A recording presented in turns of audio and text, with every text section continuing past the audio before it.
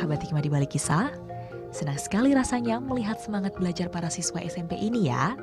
Semangat belajar para murid di SMP Negeri 44 Takengon, Kampung Bah, Kecamatan Ketol, Aceh Tengah tak lepas dari pengabdian para gurunya. Di sekolah yang berjarak 30 km dari pusat Kabupaten Aceh Tengah ini, ada 10 guru honorer mengabdikan diri. Mirisnya, mereka hanya menerima honor sebesar Rp10.000 per bulan. Salah satunya Nirwana.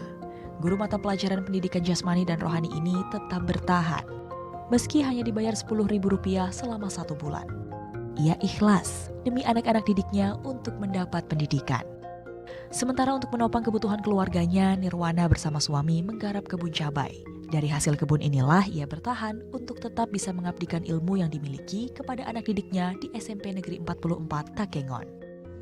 Saya terus ikhlas, biar ilmu saya nggak hilang dan biar anak-anak pintar, itu aja. Itu aja, niatnya memang tulus. Meskipun nggak ada imbalan, nggak apa-apa lah. Yang penting ikhlas tulus untuk ngajar anak itu pendidikannya bagus, itu aja. Nirwana berharap pengabdian panjangnya suatu saat berbuah baik. Jika tidak menjadi pegawai negeri sipil, setidaknya pemerintah daerah bisa mengangkat dia dan teman-temannya sebagai guru kontrak. Setidaknya itulah bentuk apresiasi yang diinginkannya, yang telah mengabdikan diri untuk mencerdaskan anak negeri di pelosok Aceh Tengah, Aceh. Itu dia, kalau kita berada di posisi sang guru, nggak bisa ngebayangin sih Pak Ustadz ya. Harus luar biasa ikhlasnya, pengabdiannya. Wah, ini gimana Pak Ustadz ya, kalau misalnya kita berbicara soal peran guru, kalau dalam Islam itu seperti apa?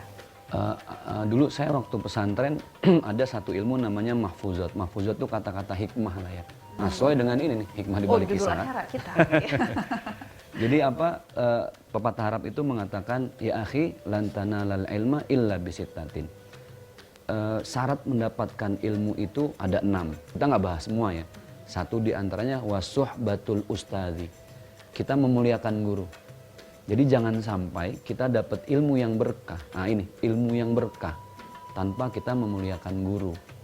Karena tingkatan hidup orang itu secara kemuliaan di mata Allah ada 3. Ada senang, ada bahagia, ada berkah. Senang belum tentu bahagia, bahagia belum tentu berkah.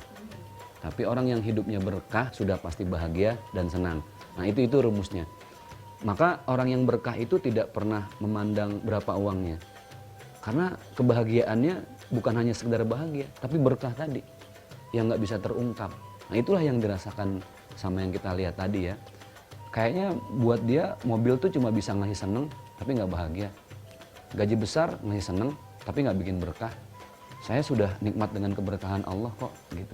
Dan itu 1001. Kenapa? Karena perlu hati yang ikhlas.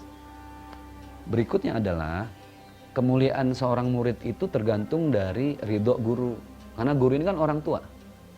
Pengganti orang tua cuman adanya di sekolah. Dan Rasulullah dengan tegas beliau menyampaikan waqala Nabi SAW dalam hadis Rasul, ini hadis sahih riwayat Bukhari Muslim, laisa minna, kata Rasul, bukan bagian dari umatku. Ini udah disampaikan konsekuensinya dulu loh. Redaksinya belum, tapi sudah ada konsekuensi. Artinya penegasan. Laisa minna, bukan umatku. Man lam yarham saghirana. Kalau ada orang Islam yang tidak menyayangi umur yang lebih muda. Wa yuwaqqir kabirana, dan dia tidak menghormati orang yang lebih tua. Ini kan etika, adab.